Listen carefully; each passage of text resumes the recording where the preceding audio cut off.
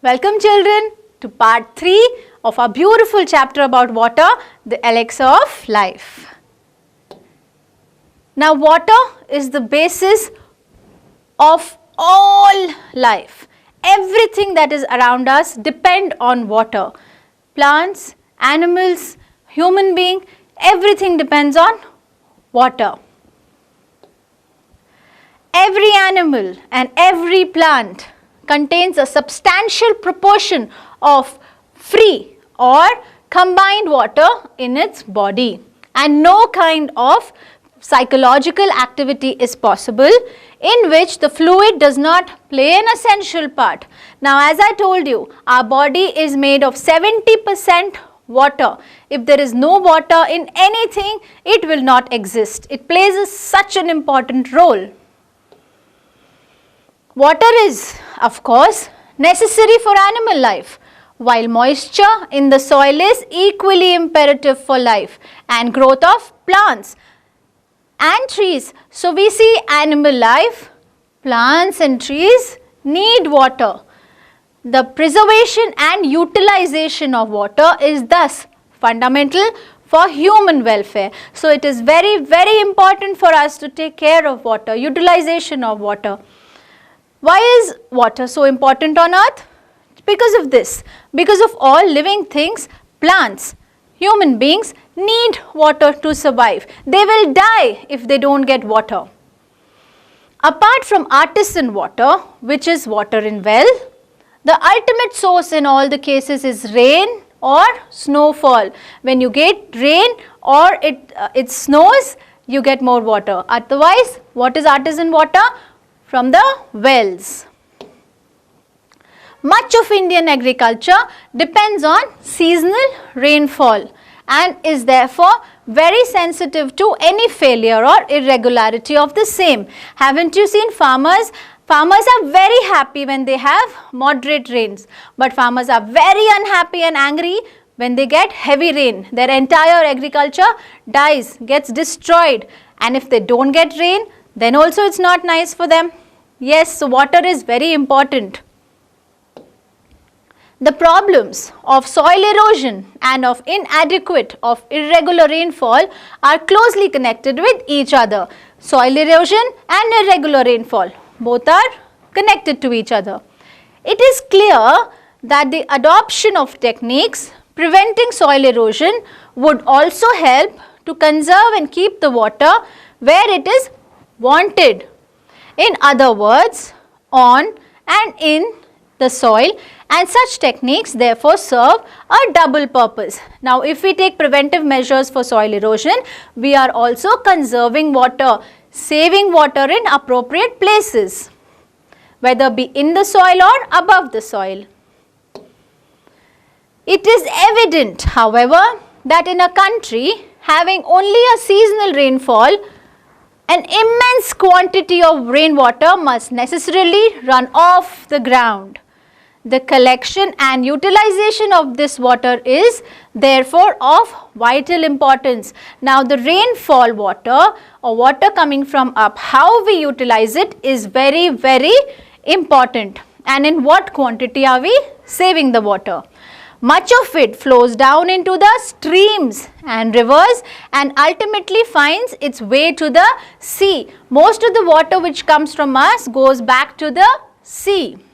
Incredibly large quantities of the precious fluid are thus lost to the country. So much of water is then lost. The harnessing of our rivers, the waters of which now mostly run to waste, is a great national problem which must be considered and dealt with on national lines. It is a very, very important problem. It has to be solved in priority. We should start conserving water in a proper manner.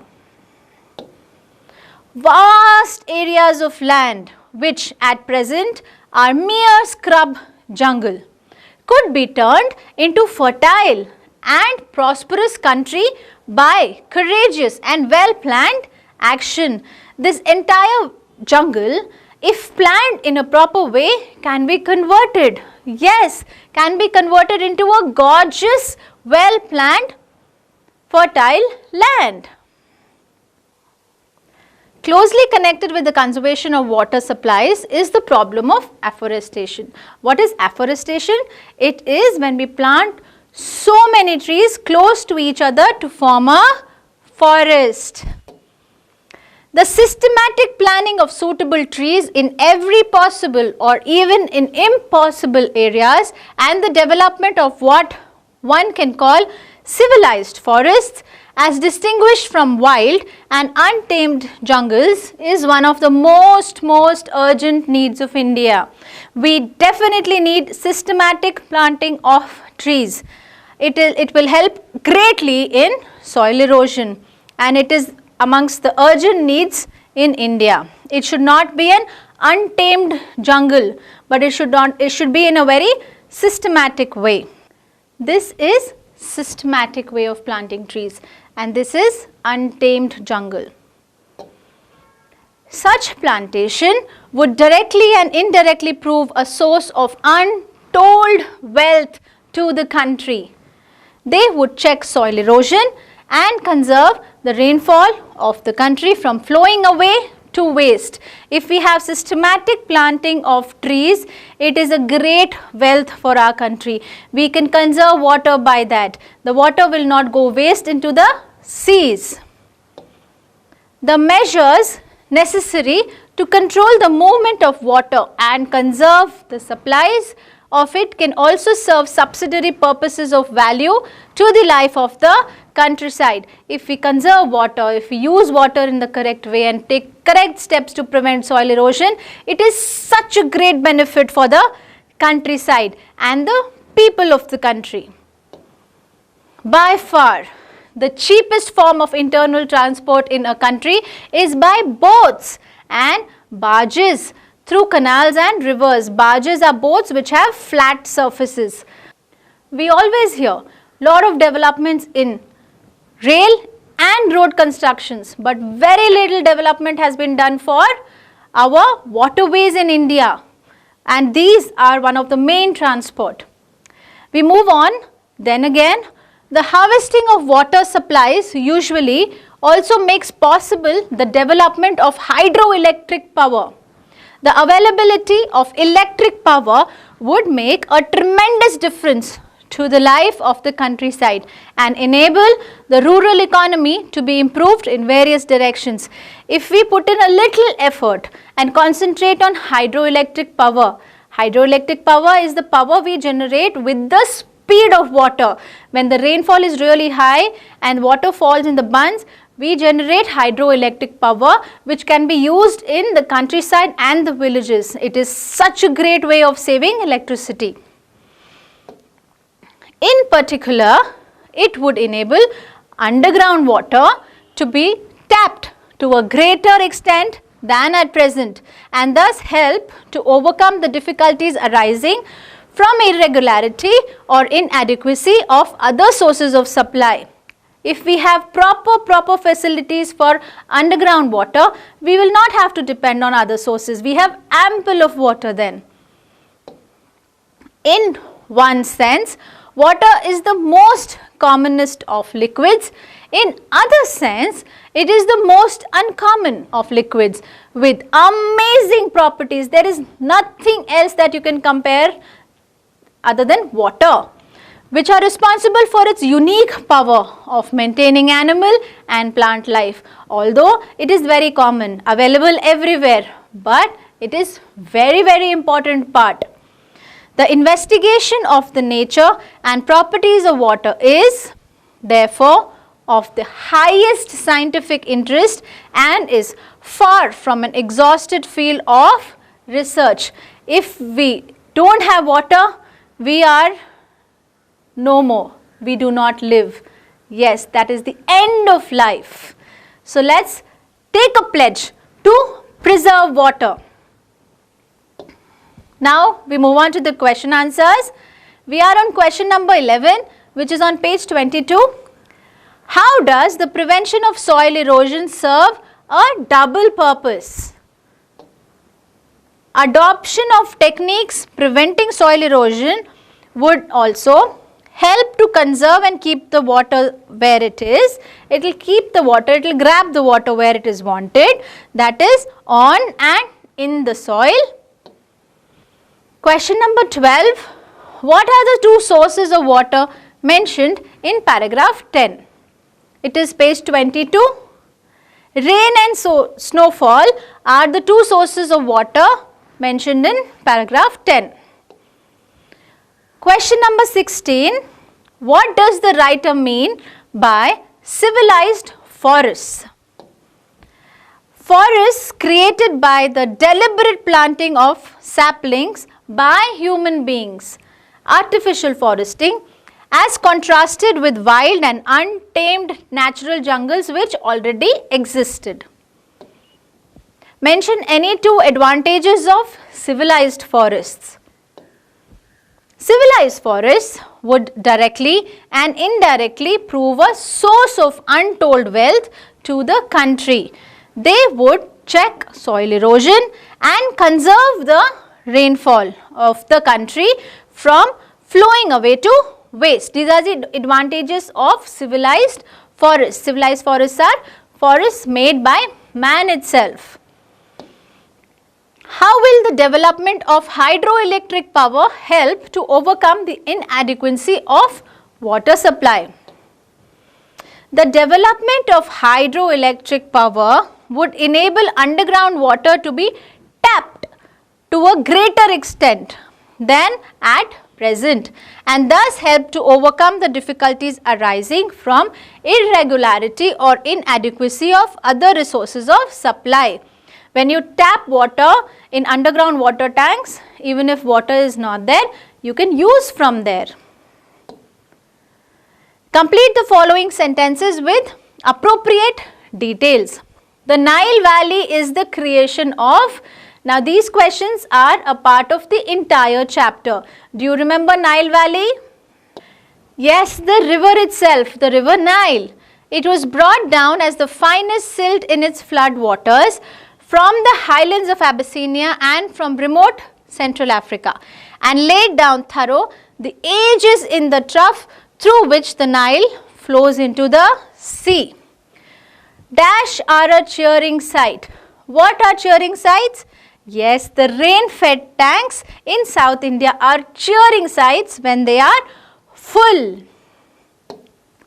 A remarkable feature of water is its power to carry what?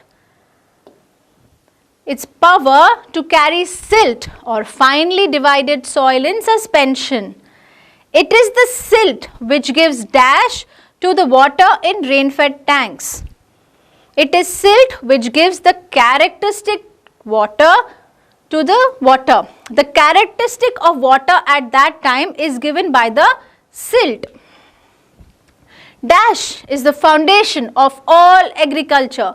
What is the foundation of all agriculture? The upper layer of soil. How fertile the upper layer of soil is the foundation of any kind of agriculture. Ruts are formed by rapidly flowing rainwater. Terracing of land helps in, I'm sure you know the answer. Yes, it helps in preventing soil erosion. Indian agriculture depends heavily on what? What does our Indian agriculture depend on? The most important, seasonal rainfall. It should not be too heavy, it should not be too less. It should always be moderate. Moving on, farmyard manure should not be used as fuel. You can't use farmyard manure as fuel. Dash would enable the overall development of the rural economy. What will help in development of the economy? Availability of electric power. If they have power, they can go faster. Now read the following extract and answer the following questions. Much of the Indian agriculture depends on seasonal rainfall and is therefore very sensitive to any failure or irregularity of the same. If they don't get rain, their farms get affected, their production gets affected. In what context does the writer say these words? Let's read. The writer talks about soil erosion and the importance of conservation of water. Conservation of water would help agriculture at times of irregular or inadequate rainfall. The techniques of conservation of water would prevent soil erosion, which is of great importance to agriculture. What does same refer to? Here, same refers to the rainfalls in India. Why is Indian agriculture very sensitive? Indian agriculture depends on seasonal rainfall and does not have many sources of water. It is very sensitive, easily affected by inadequate or irregular rainfall. Question number 2. Closely connected with the conservation of water supplied is the problem of afforestation. The systematic planting of suitable trees in every possible or even in impossible areas and the development of what one calls civilized forests. What is the problem of afforestation? Vast areas of land are scrub jungle and could be turned into fertile land. They are all scrub jungle. They are not planned in a way. They are haphazard. They are here and there. What does civilized forest mean? The systematic planting of suitable trees in every possible or even in impossible areas and the development of it is called civilized forests. Why is afforestation an urgent need in India? Afforestation would directly and indirectly prove a source of untold wealth to the country, secret wealth of our country. They would check soil erosion and conserve the rainfall of the country from flowing away to waste.